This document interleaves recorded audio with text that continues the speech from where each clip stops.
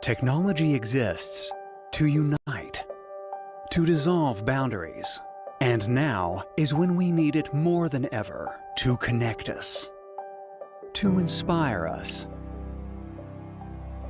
immerse us, and amaze us. This year, Roland Garros and Infosys bridge the gap between the world and the clay. The athlete and the victory. The insight and the story. Between sport and experience. Dimensions and culture. To bridge the gap is to bring you closer with technology. To feel like you're there, wherever you are. Undistance. Come experience the next.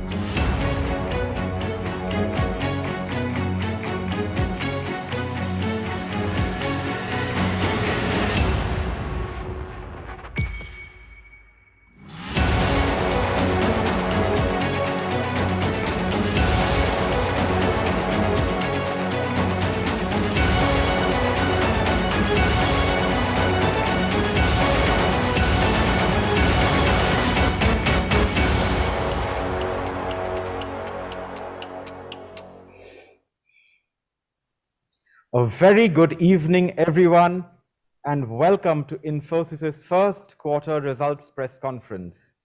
My name is Rishi, and I'd like to welcome all of you on behalf of Infosys. Today, we are taking our very first step towards embracing the new normal with our very first hybrid event, with all safety protocols and vaccination protocols followed.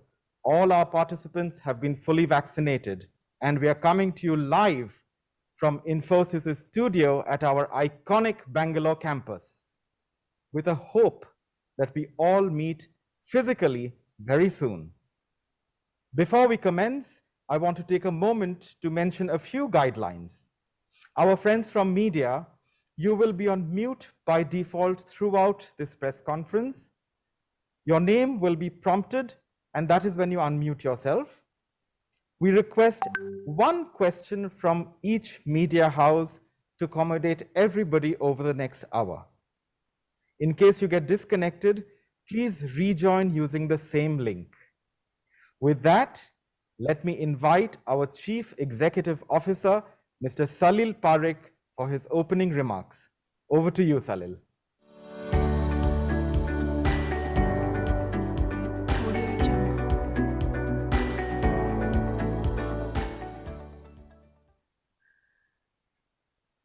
Thanks, Rishi.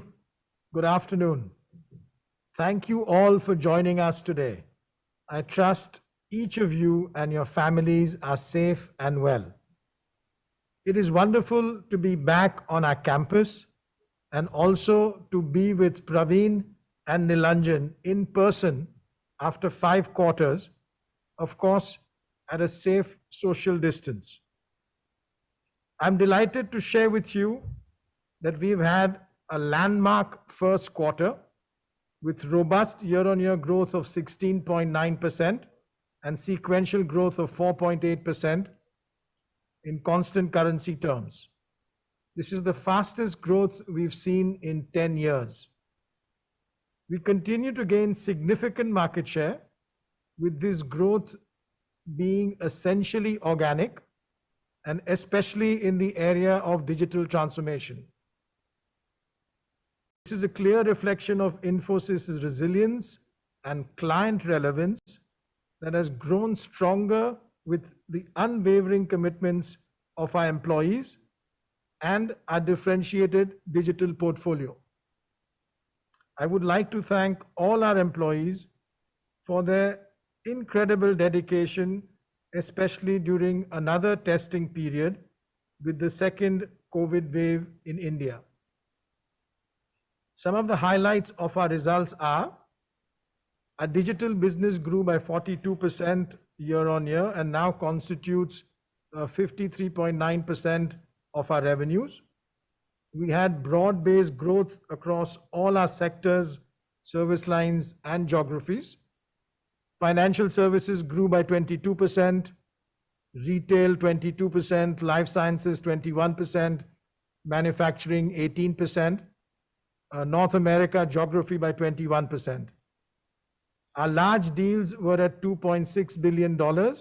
Large deals are deals over $50 million in value. Operating margins were strong at 23.7%.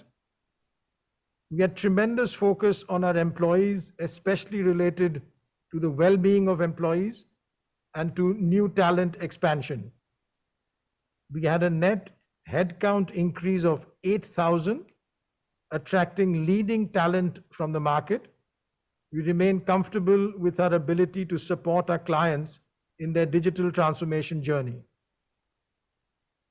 A strong start to the financial year, good large deals in Q1, strong pipeline.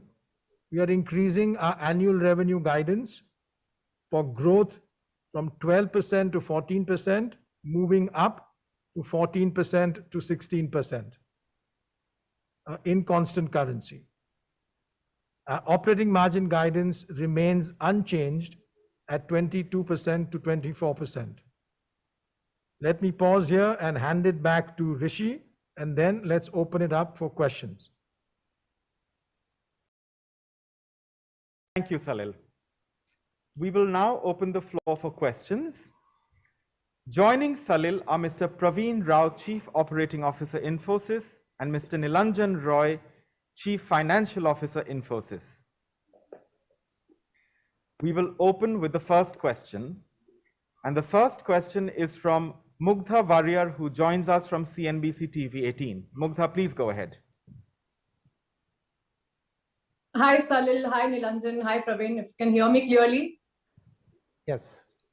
Okay, great. Congrats on a very strong quarter. What a start to the fiscal year, your strongest growth in Q1 in a decade. And Salil, let me come to you then. Is that growth in Q1 that has given you the confidence to increase your revenue guidance and that too much higher than what a lot of the street was expecting? And if you can tell us a little bit about your deal wins, the pricing that you're seeing now in the market and the tenure. And while your digital growth has been really strong, the core business seems to have degrown year on year. If you can tell us what is the weakness there in the core business.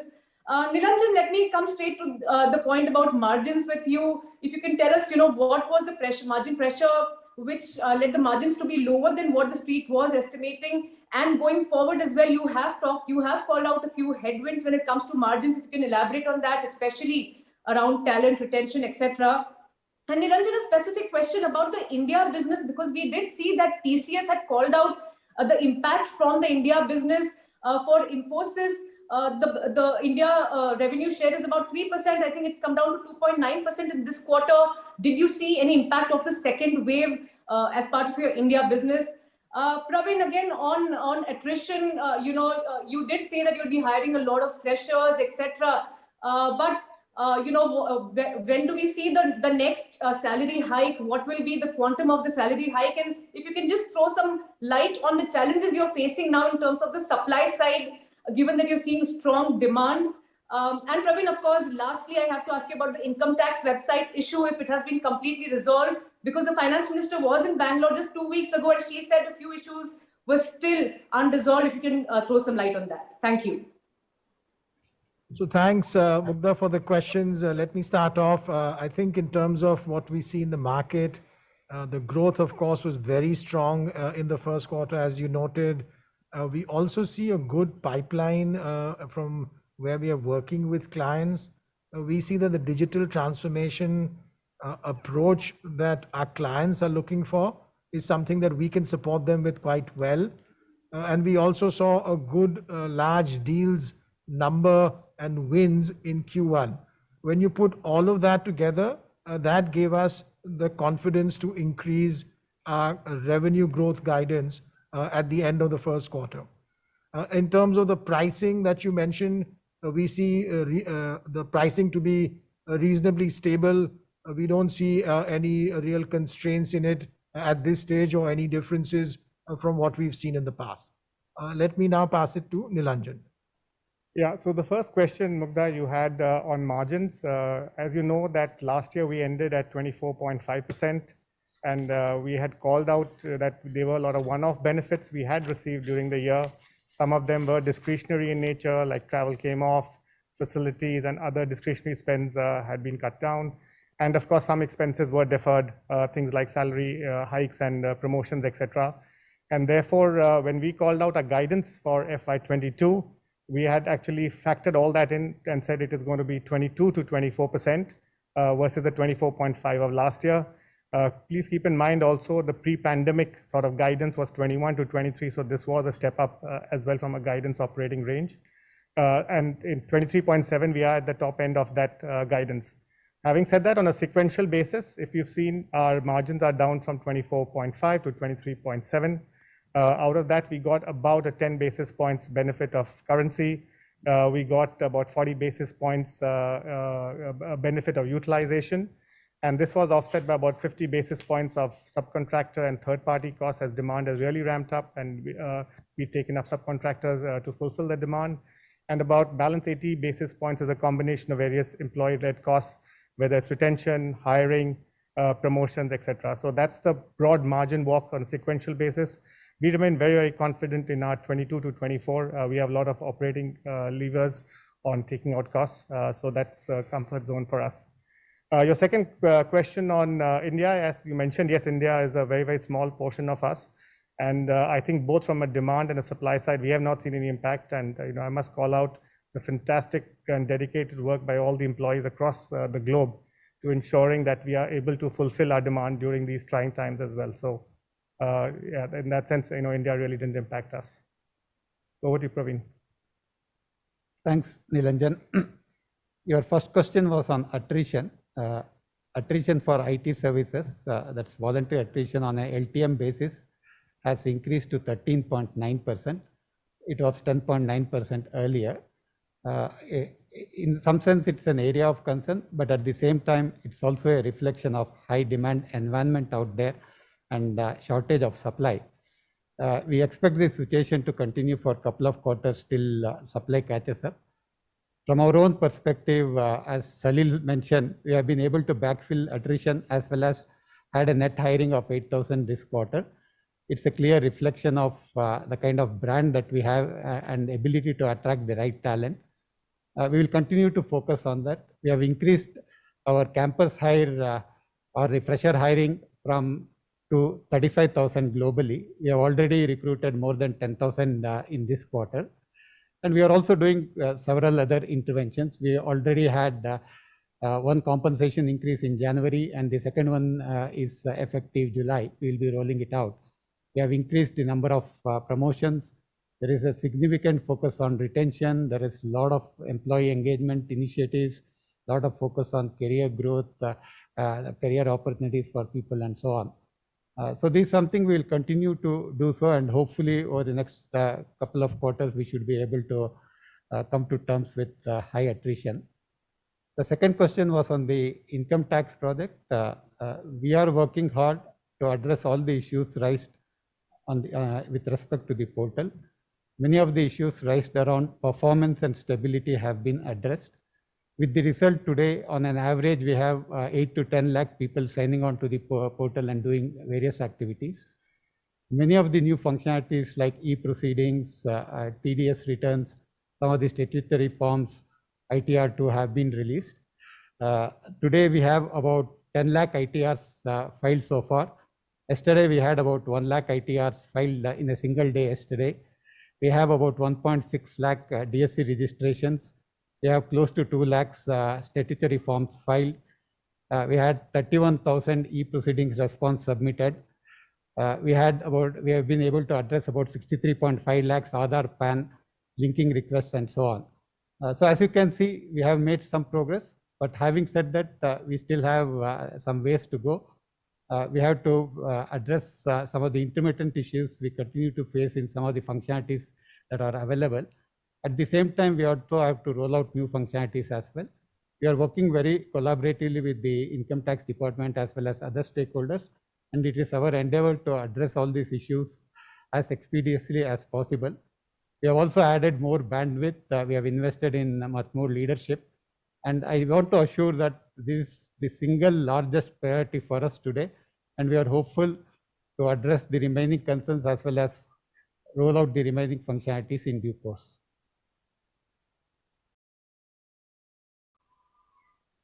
Thank you, Mugdha. The next question is from Poonam Sane, who joins us from ET Now. Poonam, please go ahead. Thank you so much for taking my question. Salil, congratulations firstly for a very strong quarter to the entire team. Salil, my question is, the deal momentum has been fairly strong. What is the kind of the nature of the deals that you have seen during the quarter? Give us more color on that. Are they more large and small deals? And also, what is the kind of momentum that you're seeing across verticals and geographies in terms of your deal momentum? Secondly, talk to us more about your the opportunities that you're seeing on the M&A front. And probably my question to you is that Infosys has retained the 22 to 24% margin band, and you did mention that you have good amount of margin levers there, and hence the confidence on the margin front, despite several headwinds. So what are those operating levers that you have in terms of margin defense? And one more question is to Salil is, what is the kind of market share gains that you have seen so far, and what is the outlook ahead on the market share gains for you? That's about it.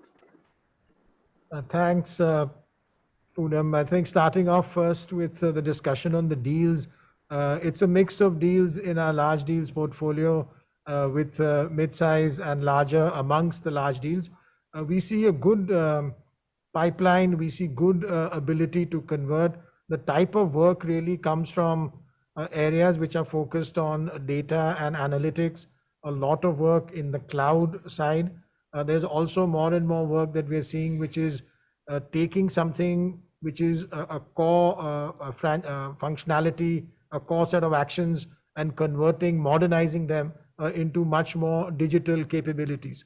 In terms of the sectors, we are seeing good traction from the growth numbers across several of our sectors. In fact, all of our sectors have grown very nicely, but there's good deal pipeline also in what we see in financial services, in retail, in manufacturing, in life sciences. So those are sectors, utilities, where we see a good deal pipeline as well. Before Pravin takes the other question, I'll come back to the third one. On M&A, I think our thinking is really quite similar to what we've shared in the past, which is first, our focus is to look at things which help us accelerate what we're doing in digital. That's what our clients are looking for. Digital comprises of all of the elements, the cloud, the IoT, the cybersecurity, the data, and so on. So those are areas we continue to look for, and things where there's a fit in terms of culture, there's a fit in terms of what we think we can do with the integration, and then there's a fit in terms of how the value gets aligned. So those are really the same parameters and approach that we continue to look for in acquisitions. Pravin, over to you. See, on the margin levers, we have several levers. First one is driving higher efficiencies through adoption of lean and automation. This is something we have been doing for the last 2 years, and there is still much more runway there. The second one is in the area of pyramid role ratios and pyramid optimization. Again, there is huge opportunities still left there. Third area is in the areas of pricing, particularly on the digital side. So there's an opportunity for us to drive higher pricing. These are, in my mind, some of the critical things. Right now, there are other levers which are probably optimized. Like typically, utilization is a lever, but we are already highly optimized there. There is not much scope in the short term. Likewise, on-site offshore ratio is also highly optimized. But the 3 or 4 other levers which I talked about are some of the levers that are available for us to drive and drive higher margins. And we are extremely comfortable with the guidance of 22 to 24%. Thank you, Poonam. The next question is from Sharad Dubey, who joins us from CNBC Awaz. Sharad, please go ahead. नमस्कार सलील जी and management, and बहुत अच्छा numbers आपने लाए हैं. तो हम लोग को बस एक सवाल पहला पूछना चाहूंगा कि जो ओवरऑल प्राइसिंग ट्रेंड्स है और क्लाइंट कॉन्फिडेंस है जो पहले तिमाही में देखने को मिला FY22 में, वो कैसा है? और ऑफ कोर्स आपका जो डिजिटल बिजनेस है और क्लाउड बिजनेस है, इनमें क्या इंप्रूवमेंट्स देखने को मिल रहा है आउटलुक के लिए? और प्रवीण जी, इनके लिए सवाल है कि जो वेज हाइक्स हुए हैं वो FY22 का कोई टाइमलाइंस है और उनपे क्या मार्जिन्स पे इम्पैक्ट पड़ सकते हैं, क्योंकि अभी ट्रैवल रिज्यूम हो रहा है और भी आउट ऑफ पॉकेट एक्सपेंसेस बढ़ने वाले हैं. और उसके अलावा एक और सवाल है कि हायरिंग ट्रेंड्स आप क्या देख रहे हैं? आपके पियर्स जो हैं बहुत बेहतरीन हायरिंग कर रहे हैं और उनके भी अनाउंसमेंट्स आए हैं, और उसके ओवरऑल IT पैक में भी एक अच्छा जो है ग्रोथ का जो मोमेंटम देखने मिल रहा है. तो इसके बारे में जरा थोड़ा टिप्पणी आप करें. धन्यवाद. So thank you, Sharad ji. The points in terms of what we see in the demand, we very much see the demand which is focused on digital and cloud areas. Digital itself grew at 42%. We also have our Infosys Cobalt set of capabilities which are seeing more and more traction with our clients, and we continue to expand that set of capabilities. We continue to build out more industry-specific solutions there. and more artifacts which are being used by our clients as they look at their cloud journeys. So those are areas which are most in demand. The other side that we see are where there's a focus on operations and technology coming together and doing a complete transformation from a client's business perspective, and that driving how it impacts their end customers or their employees, or how they interact with their partner ecosystem. And those are places where we are seeing more and more traction. So overall, the demand outlook looks quite good, and the pricing looks quite stable at the start of this financial year. Pravin, over to you. See, on the compensation front, we did the first round of increments effective January of this year. We also announced the second round of increments, which will be effective July of this year. So that is already underway. So that's the compensation plan, and it's already factored in our margin guidance. Likewise, any increased travel due to relaxation on the COVID guidelines and so on, all those things have already been factored in from a margin perspective. In terms of hiring, we are obviously, as I said earlier, we are looking at about 35,000 college graduate hiring globally. We have already hired 10,000 of this quarter, and we will hire the remaining 25,000 over the next 3 quarters. We'll continue to hire laterals as we have been doing in the past, in addition to the college graduate hiring.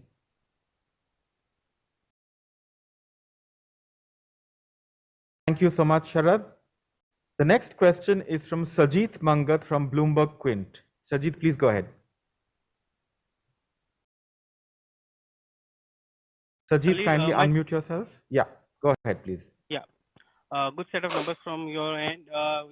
Salil, my question to you is, in FY21, we saw you, gathering nearly $14 billion of deals and 2.6 billion in Q1 of this year.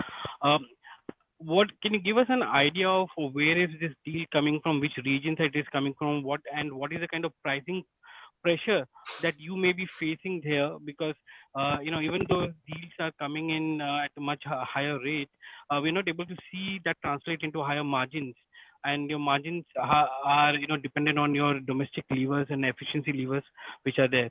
That's one question. For Nilanjan, you spoke about the fact that you have wage coming in.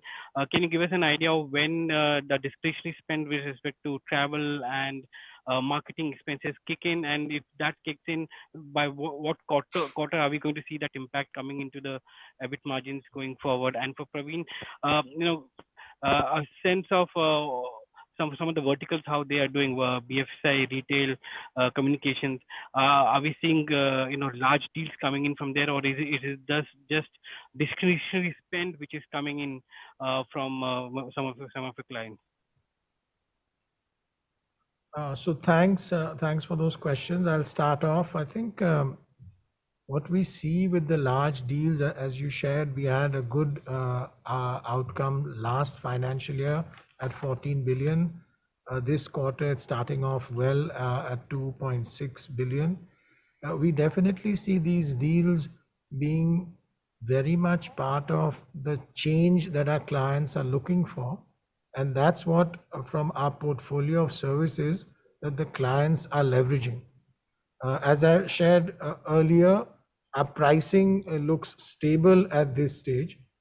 In terms of how that translates to margin, as Nilanjan was sharing, last year we had several one-offs where travel had come down, where we had been extremely focused on many other costs as we entered the March, April, May timeframe. Many of those costs will start up. For example, the salary increases and many other things we've done for the employees. As that has come in, that's where we see the outcome for 23.7% in the first quarter. We still see from a deal perspective a good outlook, and this 23.7 is very much within the guidance that we had shared at the beginning of the year, and we will continue, as Pravin was sharing, we continue to have confidence that we are in that guidance. With that, let me pass it on to you, Pravin. Yeah. From a industry perspective, we have had a broad-based growth. 7 of the 8 industry verticals had double-digit growth, except communications. And 2 of our largest verticals, FS and retail, had more than 20% growth, year-on-year growth on constant currency basis. And if you look at the large deal perspective, we had 22 large deal wins this quarter, out of which 9 was in financial services, 4 each in retail and energy utility services, 2 in manufacturing, and 1 each in other verticals. So financial services is obviously had a standout growth this quarter, and this is consistent with what we have seen in the past 4 to 5 quarters. We have had industry leading growth. Growth has been led primarily in the US and mostly in the subsegments of banking, mortgages, wealth and retirement services. With economy opening up, we expect demand to come back in the payment space as well. We are seeing a lot of uptick on cloud adoption, and we are seeing a lot of opportunities around cloud migration, cloud management, cloud platform implementations, and so on. We are well positioned as a full-scale digital transformation player in this space. We have also seen good uptick in demand in retail after a long time. With vaccination done, and economy opening up in many of the major markets, we are seeing pent-up demand coming to the fore. Consumers' sentiment is turning positive. This portends well for the retail sector. So clients are aggressively investing in accelerating their digital transformation initiatives. It's a great opportunity for us to help our clients in their omni-channel initiatives and compete with the digital natives. So we are seeing good traction in this space as well. While CMT has been soft on a year-on-year basis, on a sequential basis, we have seen good growth on the back of some of the large deal wins, both in the prior quarter and in the current quarter. In this space, there is a lot of focus on 5G, cyber security, edge computing, and some of the next-gen technologies like IoT, AI, and so on. Energy utilities was one of the softer quarters, and we still see some softness in travel, hospitality, resources, and energy space. However, we are slowly seeing some discretionary spend come back in this space. Here, the focus is more on customer service transformation, legacy modernization, smart grid initiatives, and so on. Lastly, on the manufacturing, again, we have had industry-leading growth. We have had a tailwind of Daimler win in the previous quarter. We are doing extremely well in all the 3 sub-segments of aerospace, automotive, and industrial. Here, I think we are seeing a lot of opportunities around ER&D, engineering, on industrial IoT, and so on. So net-net, the growth has been pretty much broad-based. Thank you, Sajid. The next question is from Kushal Gupta from Z Business, who joins us on audio. Kushal, please unmute yourself and ask your question. Yes. So my first question is to Mr. Parekh with regards to the digital revenue which we are having. Like now it has gone almost to 54%. So currently, like, are we in terms of the market demand which is coming up, is it more about reaching maybe the Accenture level or maybe breaching it? Because going forward, I think it would more be around digital market, digital particular contracts which we are getting in terms of deals. Wanted to get a clarity on that. Secondly, to Mr. Rao, I would want to ask, like, with vaccination now happening and people coming back to office, what's the percentage are we looking at going forward permanently as the hybrid model? And finally, in terms of pricing, I would like to ask Mr. Roy about the pricing part, wherein, like, in which vertical can we like put forward our pricing, a price increase given the kind of demand which we are receiving maybe from the financial services. So what vertical is the key growth area going forward for FY22? Thank you. So thanks for your questions. I think on the first one, with respect to digital, what we are seeing is that with all of the capabilities that we have built, one of the examples we discussed earlier was on Infosys Cobalt on cloud, but there are many others, including on what we've done with artificial intelligence, what we're doing on machine learning, where we have strengths in data and analytics. We have today across the board a leading position in 48 categories that are tracked in the digital spectrum by independent market analysts. And that gives our clients the confidence to work with Infosys and to select Infosys for their most critical digital transformation programs. Where will this go? I think at this stage, we are very happy with the growth of 42%, the overall percentage having become 54%.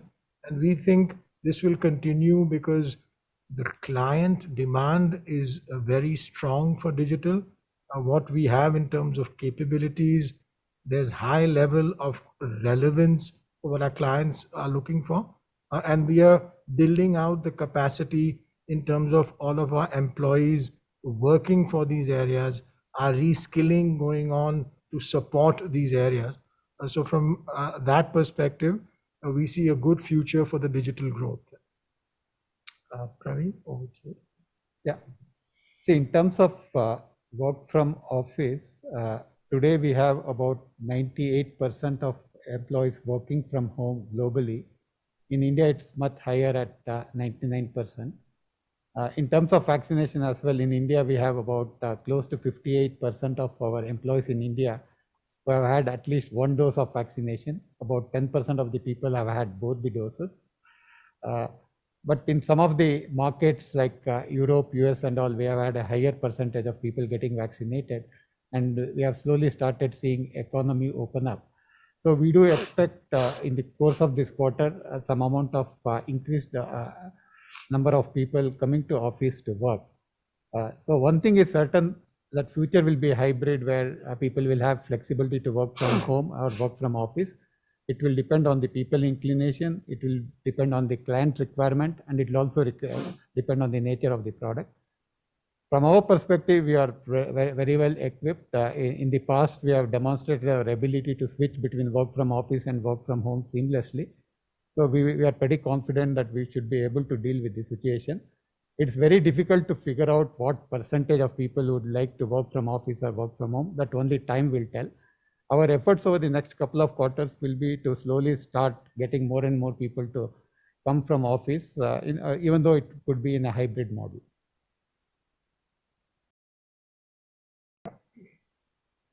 Thank you, Kushal. The next question is also on audio from Giri Prakash from the Hindu Business Line. Giri, please go ahead. Yeah. Hello, good afternoon. Mr. Parekh, you did mention about the fact that this is perhaps the fastest growth in the last one decade. I just wanted to know, you have also increased the guidance as well. So just wanted to know whether this kind of growth is maintainable, given the fact that, especially in Europe and US, offices have started reopening. Pandemic has to a great extent retreated in several countries in Europe and US. Do you think that this growth is maintainable? So there, I think the way we see it is today, the overall demand outlook as we engage with clients is very strong.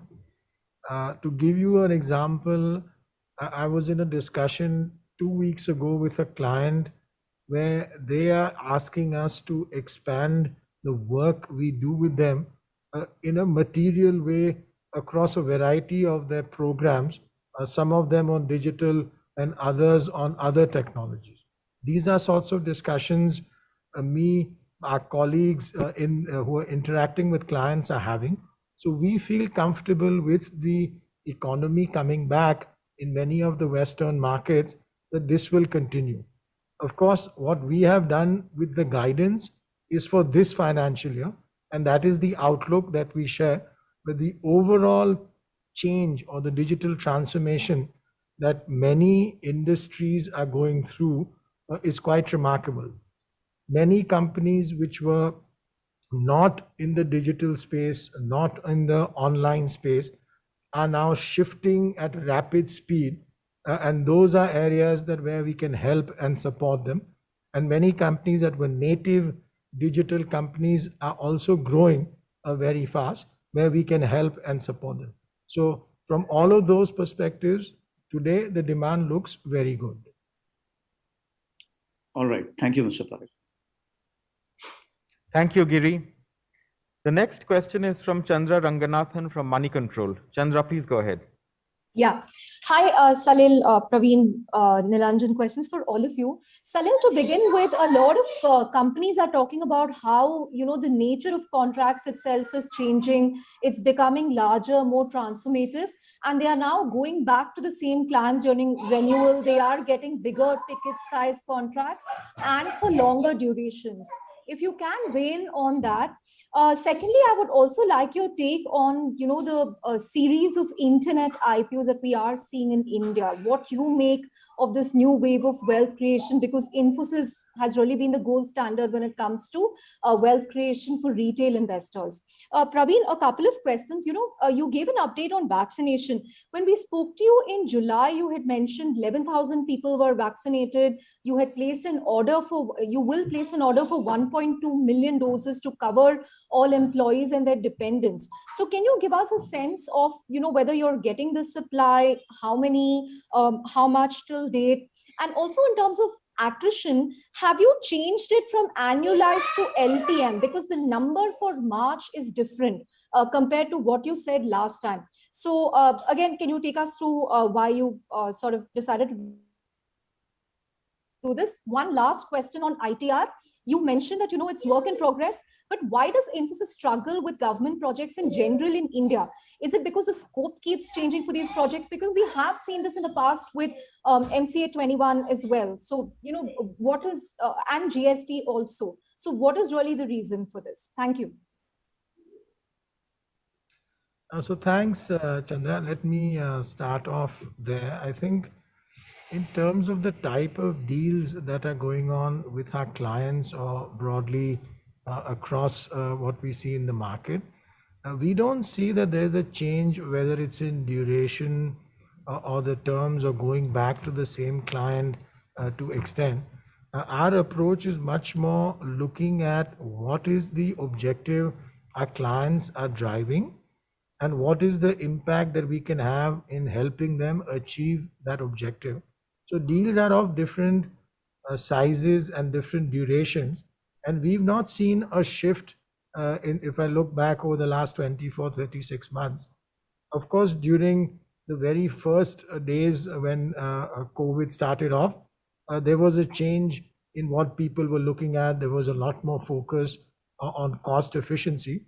But as we progress through this, there's an increased focus on digital transformation. And those are the sorts of deals that we are seeing today. With that, let me pass it on to Pravin. Salil, your take on all the action we are seeing on the internet front. No, of course, I think there I follow what I read in the papers and see on social media. This is very impressive what these companies are building, and we wish them all the very best in what they're building. And in any areas in the technology side that we can help, we will absolutely support them.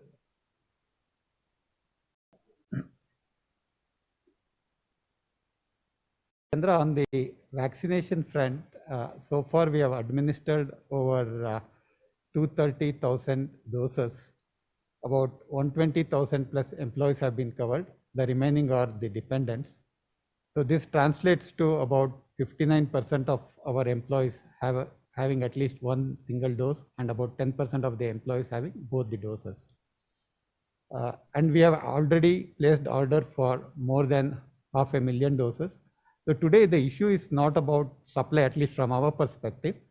Our issue has been about roughly 50% of our people are no longer in the cities where our DCs are. Their homes are in tier 2, tier 3 cities. And while we have tie-up with hospitals to administer vaccines for those people wherever they are required, they are also relying on vaccine available in their own regions and trying to get vaccinated. So from our perspective, we have not, we have not seen too much of issue with the supply perspective. Our challenge has been how do you ensure our 50% of our people who are in tier 2, tier 3 city get themselves vaccinated because they are dispersed across multiple cities, and that's where our focus is on currently. Now, on the attrition front, we have shifted from earlier we used to do quarterly annualized. Now we have moved to last 12-month basis. So the numbers I gave are comparing relative to last 12-month basis. This is the voluntary attrition for IT services. Last quarter, it was 10.9%, and this quarter it has moved up to 13.9%. The reason we have shifted is when we look at all our peers, a majority of them are using LTM criteria. So we thought it is good for us to also align with what seems to be the common standard in the industry. On the income tax thing, see, at this, our focus is right now on trying to address the issues, fix it expeditiously. We have not really done a post-mortem. There will be time for us to do it much later. So right now our focus is on that. So at some point in time, we have to really take stock to figure out what happened and what can we do differently. As we have said, as we have repeatedly said, we are really proud of all this stuff that we do for India project, kind of work that we do. So it's not a question of not wanting to do or not wanting to do. We are indeed open to do that, and we want to do it. But we definitely need to look at what went wrong here and try to address it in future. Thank you, Chandra. Thank you. The next question is from Shilpa Phadnis from the Times of India. Shilpa, please go ahead. Good evening, gentlemen. My question is for Mr. Pravin Rao.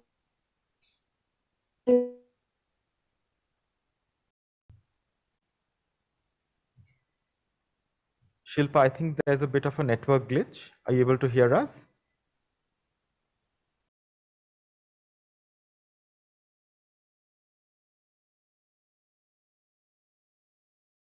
Okay, we'll come back to Shilpa. We'll take the next question, which is from Ayushman Barua from the Mint. Ayushman, please go ahead. Yeah, hi, Salil and team. First of all, a quick clarification. When you said the fastest growth in 10 years, are you referring to year-on-year fastest growth in revenues? That's number one. Number two is that since a lot of these banks, etc., financial services institutions are actually setting up their own technology centers here in India or their GICs, are you actually kind of losing share of work to the GICs? Thank you. So thanks for your questions. I think on the first one, we are seeing both on a sequential basis and on a year-on-year basis. This growth is the fastest we've had in over a decade. So we are extremely delighted that that's the way that our clients are perceiving us.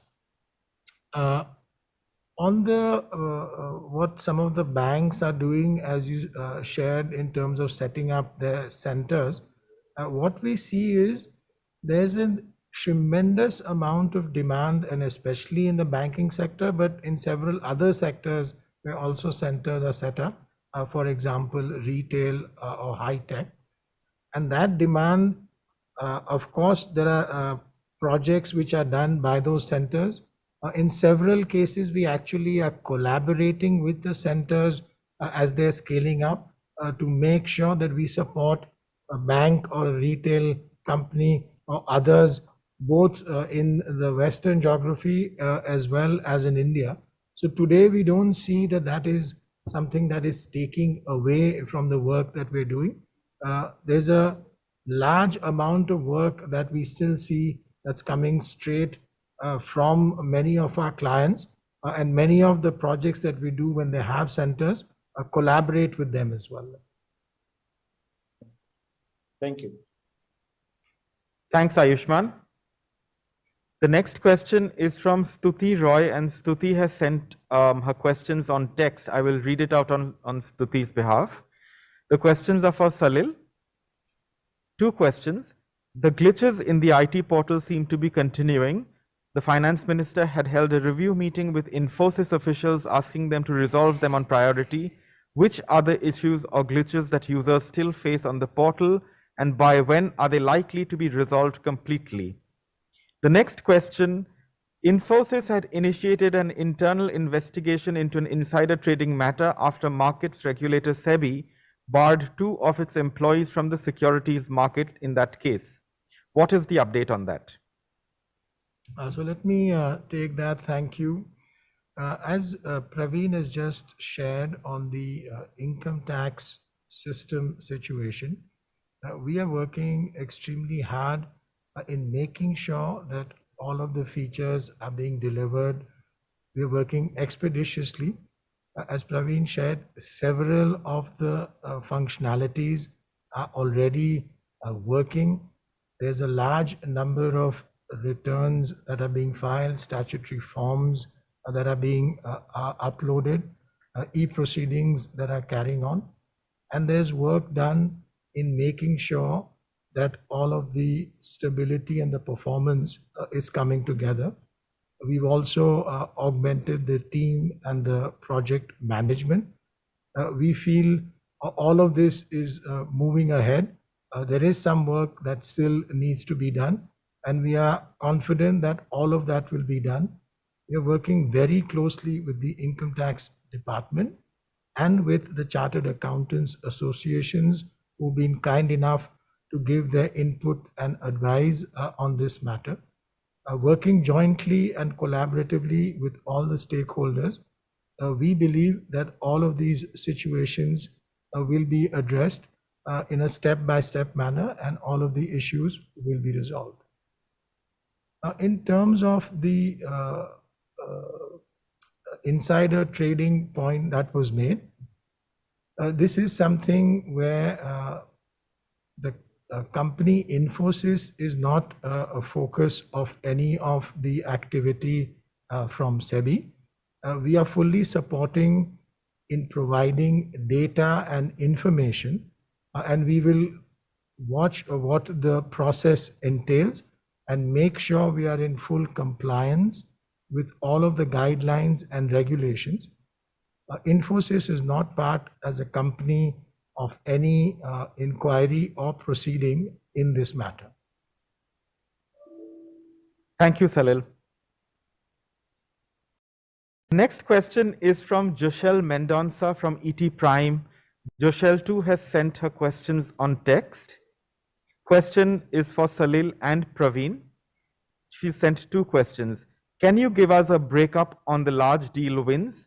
How much was renewals versus net new deals? The second question is, in terms of hiring from campuses, is Infosys looking at compacting its training programs to deploy this talent faster? Okay, I will respond to both the questions. In terms of large deal, we had, as we said, $2.6 billion TCV, 22 large deals cutting across segments, 9 in financial services, 4 each in CRL and EURS, 2 in manufacturing, and 1 each in other verticals. Geography-wise, we had 14 in Americas, 5 in Europe, 2 in rest of the world, and 1 in India. And 30% is net new out of this large deal win.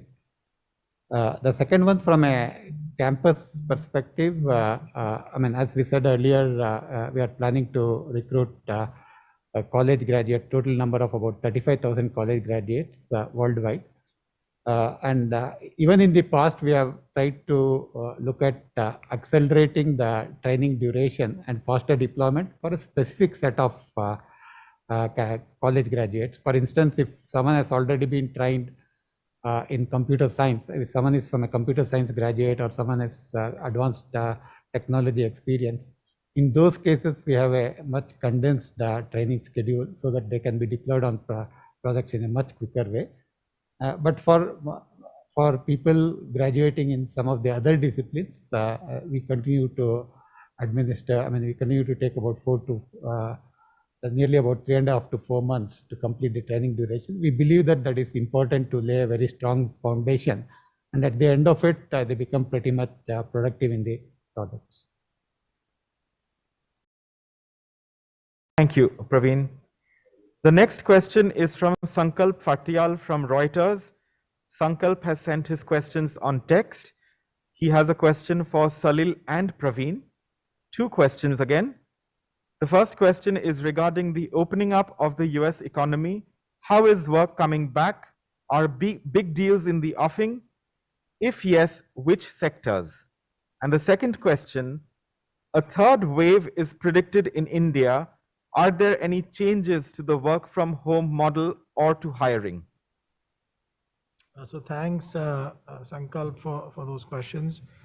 I think you're absolutely right. The US geography, certainly many of the European markets are coming back very strongly.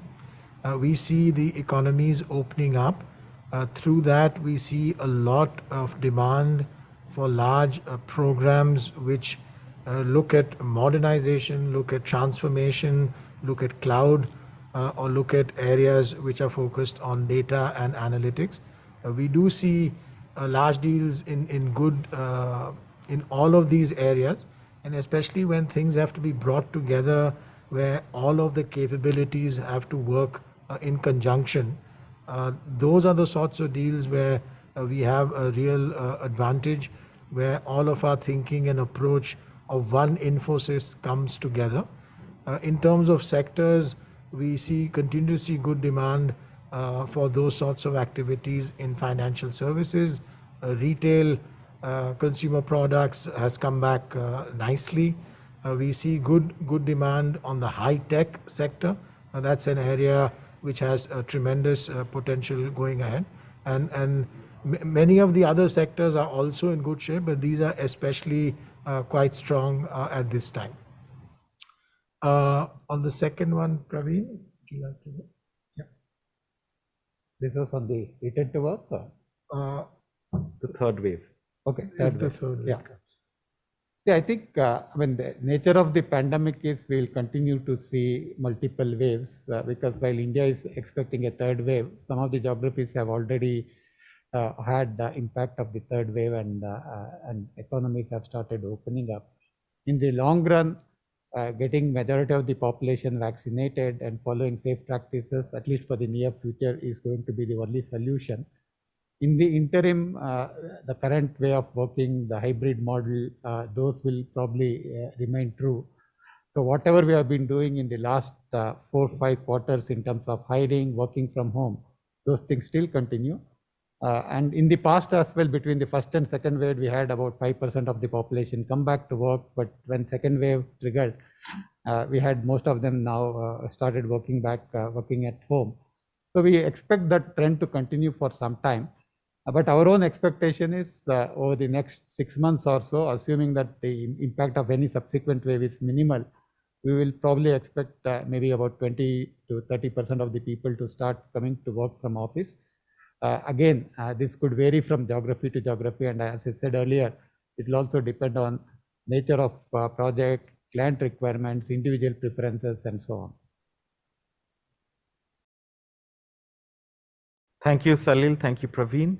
The next question is from Alnoor Pir Mohammed from the Economic Times. Alnoor joins us on audio. Alnoor, please go ahead. Good evening, everyone. Thanks for taking my question. My question is to Salil. I'd like to know what do you think will be the impact of the recently signed executive order by US President Joe Biden on the IT services and outsourcing industry? Alnoor, which specific order are you referring to? The one to sort of boost competition in the US, right? Where there's sort of 72 specific orders on various industries, including banks, where they've talked about portability of data of consumers between banks. How could that sort of affect the IT services industry? I think the focus there, as you mentioned, was on the competitiveness of the US businesses. From our perspective, I don't know sort of broadly about the sector. Our own focus in that is we are seeing that as those companies become more competitive, we will certainly benefit. In terms of data and protection, we are already very much supportive of the approach that various of our clients have taken within the insurance companies and the banks where this is of greatest impact. And we feel we'll be able to support them as they go through some of the changes that may be required that may come from this. The details of this still are being worked out, as you know. And once they get worked out, we'll get a sense of what the impact will be specifically for our clients, and therefore how that will impact the changes that we have to do to the work. Thank you, Alnur. The next question is from Sarita Rai from Bloomberg. Sarita, go ahead, please. Hello, gentlemen. So my question to Salil is about the conversations that you're having with clients. What are the reasons for optimism, Salil, that you're seeing in particularly your major geography, the US, as well as your major vertical, the BFSI segment? And the question for Pravin is about challenges that you're facing in skilling, hiring, and retaining employees. Just as you see, the whole startup ecosystem and the SaaS startup ecosystem actives, there's a lot of activity in all of these, and these are the brands that compete with you on hiring. How do you expect to see, hiring turn out in the coming quarters? And the last question again to Pravin is about employees' reluctance to come back to office. Have you seen that, or have you seen indications of that? So thanks for your questions, Sarita. I think the first one, in my discussions, especially with clients in financial services, there are different types of work that we are seeing. One is work that relates to the financial services companies looking to expand or get greater market share with their customer base. What we've learned, what they've learned through this last several quarters is when you leverage digital platforms and cloud, that customer connect acquisition work becomes much more intuitive for their customers. And we, with our capability set on digital and cloud, are able to support that. Another area that we see is focused on what clients in financial services want to do in terms of which specific partners they want to work with. We are seeing that with the extreme resilience that we've shown through the work from home move, and even supporting clients through all of the changes in the past 5-6 quarters. There is a tremendous benefit, and we see some discussions where we are getting more and more access to and work with some clients in financial services. The third area, there's regulatory work that we see that clients in financial services are doing, and that requires more expansion. And in many of those places, we are present. And the fourth is where clients are looking to combine their operations and technology, transform the whole business, make it more efficient, but also much more digital and new age, where they can engage with their employees or others, customers, in a more intuitive way. And when that combines tech and ops, again, we find ourselves in a most strong position to support our clients, because they see that we are able to bring everything together much more effectively as one Infosys. So there are multiple areas in financial services, and each sector has different aspects that we can see that help us to scale up.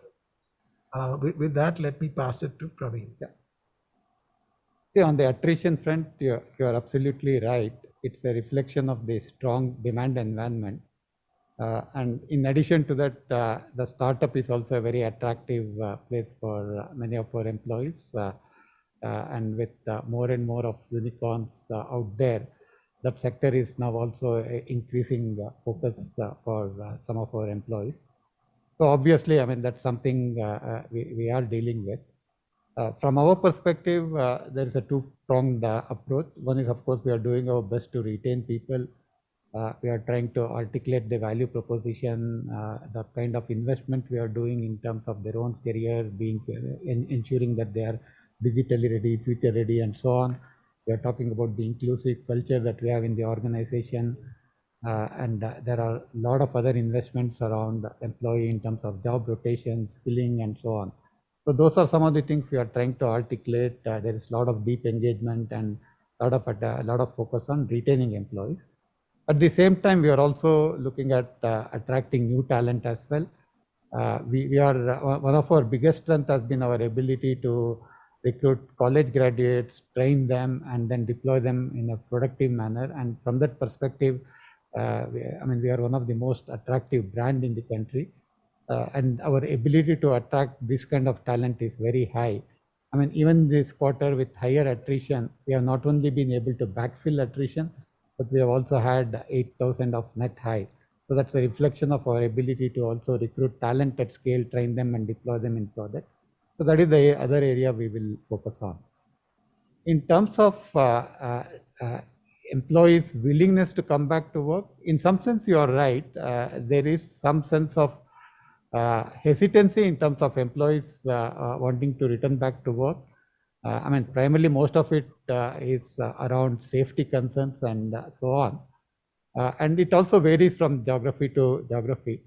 One of the things we have realized is where people are in the same city as where our campuses are located, there I think there is much more willingness for people to come. They are looking at some kind of flexibility rather than a big bang approach, and which we are also trying to do in a phased manner. But our challenge is mostly for people who are no longer in tier 1 cities where our campuses are. They have gone back to their hometowns, which will be in tier 2, tier 3 cities. There is a greater deal of reluctance because they are not sure whether there will be an advent of third wave, whether they have to now switch back to work from home and so on. So I think there is a bigger deal of reluctance from that set of population. Our own sense is, this requires some amount of change management, and we have to do it in a very phased manner.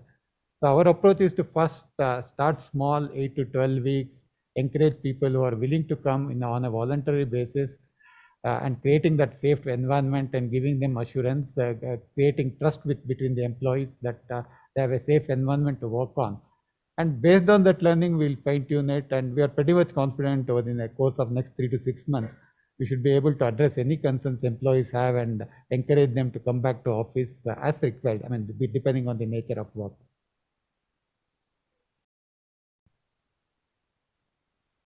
Thank you, Sarita. The next question is from Sai Ishwar from the Informist. Sai is joining us on audio. Sai, please go ahead. Hi, sir. Good evening. Just one question to Salil, sir. Sir, could you actually throw us some light on the annual budget, sir? Because compared to last year, in middle of last year, we had the pandemic. So do you see some of those spends of your clients flowing into this year? And also, could you actually tell us, are these spends more in the sense that they are cost optimization kind of deals which might taper down once the pandemic normalizes? So there, Sai, thanks for the question. The way we are seeing today, first, there was some constraints, as you rightly point out, last year in the budgets, but that very quickly gave way to what you describe as the efficiency cost discussions. But there was also the discussion on what can we do to change our business in terms of becoming much more online, much more digital, much more connected, so that they could expand their own connects in the market. Today, what we are seeing is that both of those continue. There's a huge focus, and through our work on automation and artificial intelligence, we are at the forefront of helping our clients to be much more efficient with respect to their tech spend. There's also the focus on building out new capabilities on their side, which allow them to be more fluid in the digital online environment. Some of that is a cost, some of that is a spend for them, but a lot of that is also becoming an investment for them. So it's a different way that they're looking at technology. And that's partially why we see some of the boost, because once large companies look at technology also as an investment, it's a completely different pool from which which they're looking to do their investment, and then the returns that they're looking on it in terms of market growth or business repositioning or efficiency, which is the outcome that they're getting. So those are the changes that we are seeing in the way the budgets are evolving. Thank you, Sai. The next question is from Supriya Roy, who joins us from Tech Circle. Supriya, please go ahead.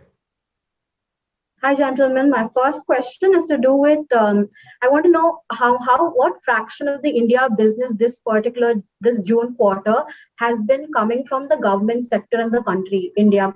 And if you could compare that to the June quarter of the previous year, as well as if you could just relate that to how I understand that the pricing is not quite affected by the volatility of the macroeconomic conditions right now, but how does the changing demands from the kind of India clients that you have now and the kind of clients that you want to have in the near future or want to retain kind of affect the pricing that you have in the India market, given again the whole backdrop of the COVID-19 situation? And the second question is to do with, I want us to revisit the problem statement on attrition. So Pravin did mention that, as and when supply does catch up, there will be better opportunities on that. And could you just elaborate on what supply catching up is he referring to? But I doesn't quite catch that. I also just want to further define the problem statement with there are a lot of these media reports, right, which go on to show data that a lot of these heavily backed startups in the country are paying good engineers to the tune of as much as over maybe 1 crore 11 lakhs per annum, and then you have engineers with 2 to 3 years of experience earning as much as 52 lakhs or 53 lakhs at these heavily backed startups on a per annum basis. So how is Infosys' approach beyond fresher hiring going to capture this sort of talent pool that the startups are well positioned to try and, as well as just go on to balance the same sort of excellent operating margin that it currently goes on to sustain? Yeah, those will be my two questions. Let me start off and then Pravin and Nilanjan may join in. On the India business, what you mentioned, as you know, and Nilanjan was sharing earlier, India business is a small part, just under 3% of our revenue. We don't split out within that any of the sectors and what the percentage of that sector is, nor do we split out separately the pricing in that. Suffice it to say, what Nilanjan was sharing, that we had a growth in all of our geographies, including in our India geography in Q1. We, of course, as all of us did, had an intense impact of the second wave. Nonetheless, our work there continued in many ways. In terms of attrition, let me start off and then, of course, Pravin will jump in. The thinking that we have there is we want to make sure that we do everything that we are doing, keeping employees in the forefront. Pravin mentioned a number of different factors that we are looking at. Of course, we have done a lot of work, as Pravin and Nilanjan both mentioned, with the January increase in compensation, with the one that kicks in July 1, with a lot of activity on promotions. All of those things are part of what we are driving with respect to making sure that we are an extremely attractive company for talent. Again, as Pravin mentioned and I had shared earlier, we had a net hiring of 8,000 people. So we continue to make sure that we fulfill the demand that we are seeing in front of us. In terms of what you said about the startups and some of the salary points, what we see today is that we have an extremely good training environment, what Pravin referenced earlier, 3 to 4 months. We also have a career path which is long with lots of interesting projects.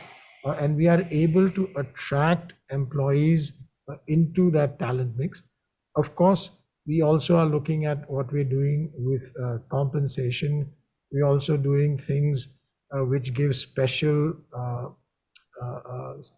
bonuses where there are digital skills involved. And we work with all of our employees to make sure that holistically, both from an engagement perspective, team perspective, and compensation perspective, and training, we're doing everything that supports them. Pravin, if there's anything else you'd like to add? Yeah. I think one of the question clarification you wanted was around the supply.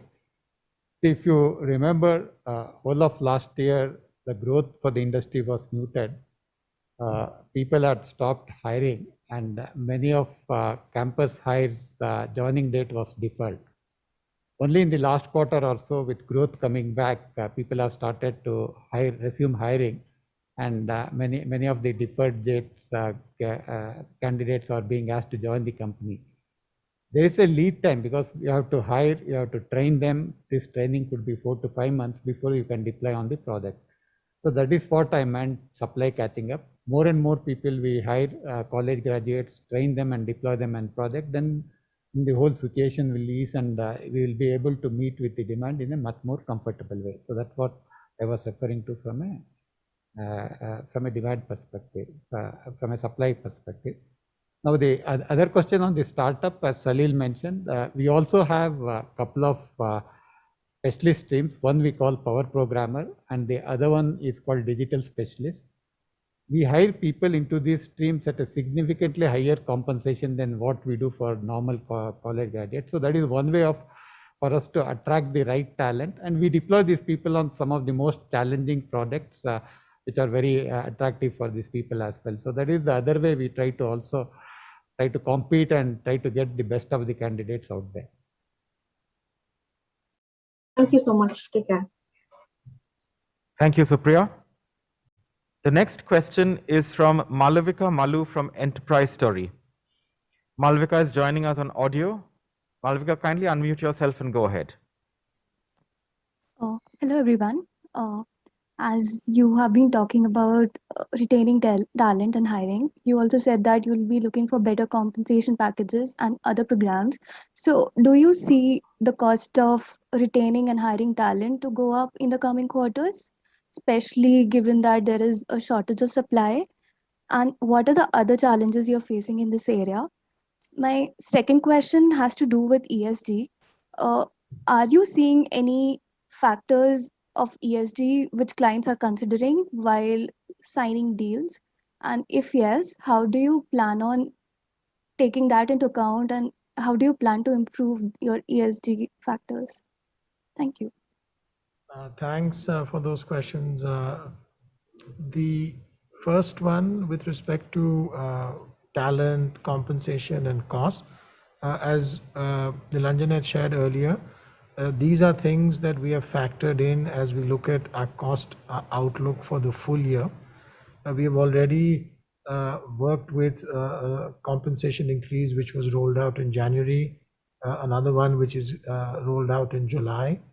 There are other mechanisms through promotions, through different approaches which we've done on retentions, and as we bring talent in. Yes, all of those are cost, but those have been factored in as we provide our guidance for the full year, which is operating margin of 22 to 24%. There are many other levers which we use, some of them that were discussed here. For example, how we work with subcontractors, how we work with role ratios and pyramid, what we do in terms of digital value with our clients, which will help us to make sure that the overall cost and margin equation is how we have committed and how we have forecasted it in terms of the market. For the ESG, I'll request Nilanjan to give a view on that, please. So as you all know, we actually rolled out our ESG 2030 vision in October last year. And fundamentally, we realized that our sustainability has to address all stakeholders, our clients, our shareholders, our employees, the communities we work in. And therefore, I think it's a very holistic ESG vision. And specifically, we've also seen that supply chain for many of our clients, and when we are the vendors for them, they're very interested in our ESG practices and sustainability practices. And in fact, in Europe, it's very common for clients to ask us about our ESG ratings in global indices. So absolutely, this is more and more going to play a long part and a large part in his decision making as well. And I think our credentials over the last 40 years around this is very, very high. We've recently been rated by one of the largest Indian rating houses last month as the #1 company across India in our ESG practices. Thank you, Malvika. The next question is from Shilpa. Shilpa had dropped off earlier. We have her back. Shilpa, go ahead, please. Gentlemen, your offshore effort increased to 76%, that's significantly higher. And the recent ISG finding shows that the supply side talent crunch is not impacting the pricing of contracts. So do you think the automation is causing this decoupling? And second question is on attrition. Hiring new talent and rehiring some of them, backfilling them would mean higher cost, especially when there's a war for technology talent. If you can talk about what kind of retention measures have really worked, not just for top performers. There's also widening MRE employee gap to the management. Are the benefits more skewed towards senior management and not the junior employees? Thank you. On the first one, the point with respect to attrition, I think the focus there in terms of how we work with and make sure that we are fulfilling client need is what Pravin was sharing earlier. We have a program which allows us to bring in a lot of employees that we've now set a target for 35,000 college graduates worldwide that will join us and be deployed. We also have different mechanisms which are focused on making sure that all of the employees have a much greater engagement, a clear career path, a lot more focus on reskilling as we move to the digital skill sets, specialized programs where there are digital tags which enable employees to get specialized bonuses, compensation, projects, and of course, the focus that we discussed on promotions.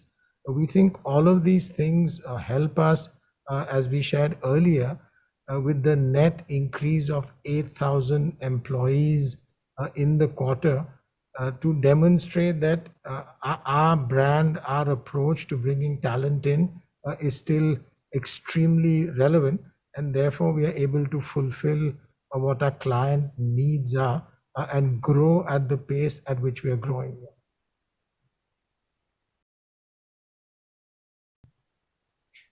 Thank you, Shilpa. The last question for this evening has been sent by Maya Sharma from NDTV, and I'm going to read out her question, gentlemen. One of you can choose to respond to it. Maya's question is in response to the ongoing Zomato IPO and all the new recent unicorns, broadly, what does this mean for the startup sector in India?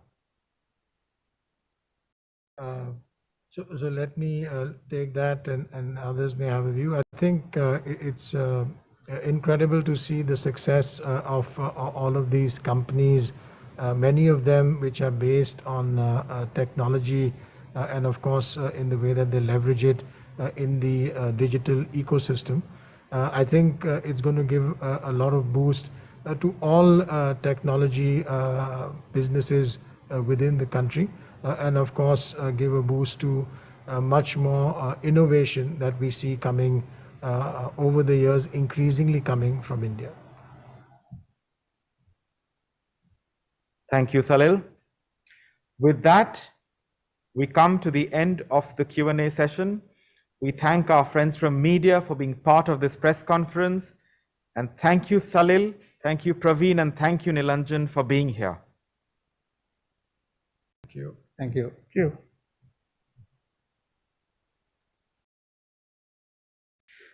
Before we conclude, please note that the archived webcast of this conference will be available on our YouTube channel and our website later today. Thank you once again for joining us and have a great evening.